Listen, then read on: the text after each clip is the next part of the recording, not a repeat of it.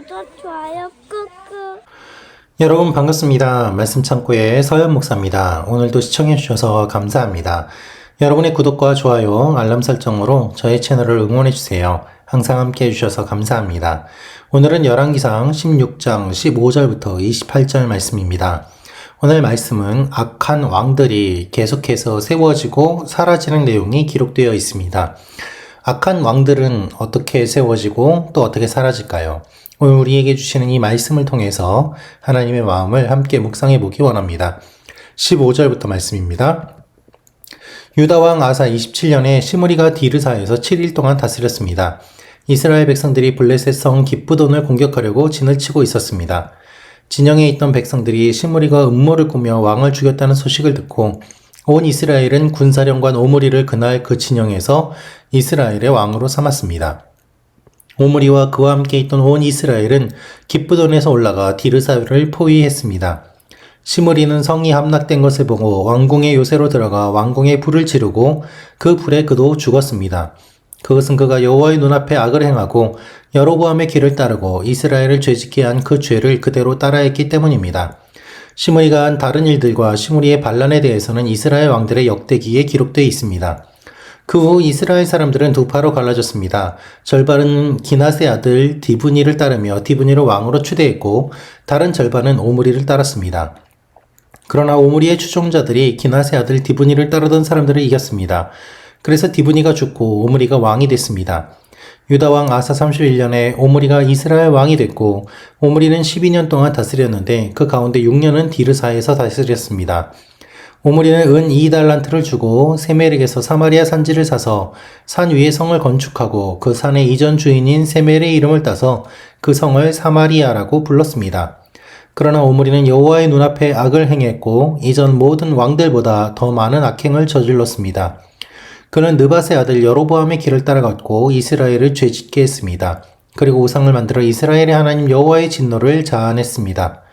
오므리가 한 다른 일들과 오므리의 권세는 이스라엘 왕들의 역대기에 기록되어 있습니다. 오므리는 그의 조상들과 함께 잠들고 사마리아에 묻혔습니다. 그리고 오므리의 아들 아합이 뒤를 이어 왕이 됐습니다. 여러분, 오늘 말씀은 7일 천하의 시므리와 그 뒤를 이어 왕이 되었지만 악한 일을 저지른 오므리의 이야기가 기록되어 있습니다. 먼저 오늘 말씀을 보면 시므리의 반역이 실패로 끝난 것이 기록되어 있습니다.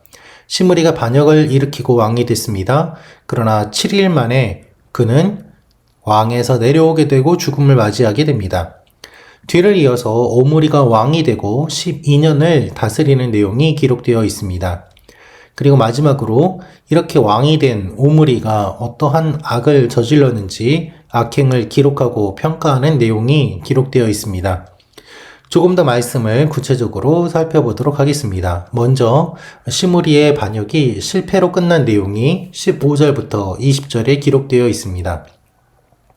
이 말씀을 보면 시므리는 바하사를 죽이고 왕이 됩니다. 그러나 오늘 말씀에 7일만 통치하였다라고 기록하고 있습니다. 구체적으로 시므리가 어떠한 잘못을 저질렀는지 그리고 그가 어떠한 악한 왕이었는지 성경은 자세하게 기록하고 있지 않습니다. 그러나 7일만 통치하였다라는 이 표현 하나로 그의 왕권 탈취가 잘못되었고 그의 통치가 또한 잘못되었음을 성경은 분명하게 이야기를 하고 있습니다. 여러분, 성경에서 강조하는 것은 하나님의 축복이 바로 장수라는 것입니다. 그리고 오랫동안 통치하는 것도 하나님께서 주신 은혜입니다. 역대 왕 중에서 7일 동안 통치한 왕, 매우 짧은 통치한 왕으로 그의 기록이 남아 있습니다. 왕으로 추대된 오므리가 시므리를 공격함으로 말미암아 시므리가 죽게 되는 것이죠. 그러면 여러분, 오므리는 어떻게 왕이 되었을까요? 오므리는 사람들의 인기를 얻고 왕이 되었습니다. 이 결과 시므리가 공격을 받을 때 자신이 그냥 죽는 것이 아니라 왕궁에 불을 지르고 그도 그 불에 죽게 됩니다. 그냥 죽는 것이 아니라 모든 것을 다 없애겠다라는 앙심을 품고 이와 같은 일을 저지르게 되는 것입니다. 시므리의 반역이 실패로 끝나게 됩니다. 그리고 오므리가 왕이 되는 것이죠. 오므리가 왕이 되어서 12년을 다스리는 내용이 기록되어 있습니다. 그 이후에, 시므리 이후에 디브니가 왕이 되었는데, 디브니가 왕이 된 이후에 사람들이 오므리를 또 왕으로 세웁니다. 여러분, 이 시므리가 죽고 난 다음에 이스라엘 사람들이 나뉘게 되었습니다. 이스라엘 사람들이 나뉘어서 오므리와 디브니를 따르게 되었던 것이죠. 그리고 이렇게 서로 팔을 지어서 각자 원하는 사람들, 지지하는 사람들을 따랐는데, 그렇게 따라서 먼저 디브니가 왕이 되었는데, 그 이후에 또 오므리가 왕이 되어서 오므리가 왕이 되고 12년을 다스리는 내용이 기록되어 있습니다. 그나마 디브니는 제대로 기록도 되어 있지 않습니다. 정식 왕으로 또한 사람들이 여기지도 않았습니다. 사람들의 인기에 따라서 왕이 되고 다스리는 현실이 오늘 말씀에 기록된 북이스라엘의 모습이었습니다. 사랑하는 말씀 창고 가족 여러분, 우리가 왕이 세워지고 또 왕이 바뀌고 하는 모습들, 정치적으로 이 흐름이 계속해서 바뀌는 모습들을 보면서 우리는 무슨 생각을 할 수 있을까요? 이 사람들이 갖게 되는 이 권력이 어디에서 나오는가, 그리고 이것이 얼마나 허무한가를 우리는 생각해 보게 됩니다. 무엇보다도 오늘 말씀은 오므리의 악행을 기록하고 평가합니다. 이렇게 세워진 오므리가 어떠한 일을 저질렀는가, 그의 모습이 어떠하였는가, 성경은 분명하게 기록하고 있는 것이죠. 먼저 그는 사마리아를 수도로 삼습니다. 돈을 주고 땅을 사고 그 이름을 사마리아라고 바꿉니다. 그렇게 해서 사마리아를 수도로 삼고 그가 한 일은 무엇인가 하면 여로보암의 길을 따라가고 이스라엘을 죄짓게 하였습니다. 외적으로는 북이스라엘이 당시에 부강한 모습이었습니다. 부강한 나라를 이뤘지만 영적으로는 크게 범죄하였고, 그리고 이렇게 범죄한 것이 후손들에게 계속해서 영향을 끼치는 것을 우리는 보게 됩니다. 사랑하는 말씀 창고 가족 여러분, 사마리아가 수도가 되면서 어떠한 일이 일어나게 되었을까요? 북이스라엘은 사마리아에서 예배를 드리는 일들이 일어나게 됩니다. 그래서 예수님께서 요한복음 4장에서 우물가의 여인을 만났을 때 그 여인은 어디에서 예배를 드리는 것이 맞습니까? 라면서 예언자라고 알려진 예수님께 질문을 던집니다. 예루살렘입니까? 사마리아입니까? 어디에서 예배를 드리는 것이 옳은 일입니까? 라고 이야기를 하게 되고, 그 여인의 질문에 대해서 예수님께서는 여기도 아니고 저기도 아니고 하나님께 예배드리는 자는 신령과 진정으로 예배드릴 것이다 라고 우리가 잘 아는 대답을 해주시지요.